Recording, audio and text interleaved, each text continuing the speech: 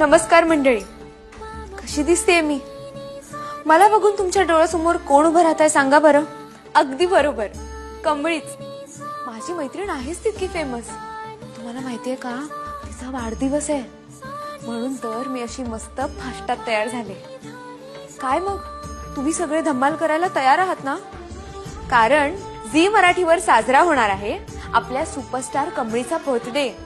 भेटूयात 12 डिसेंबरला. संकटांना भिडते जोरदार, कमळी आपली सुपरस्टार.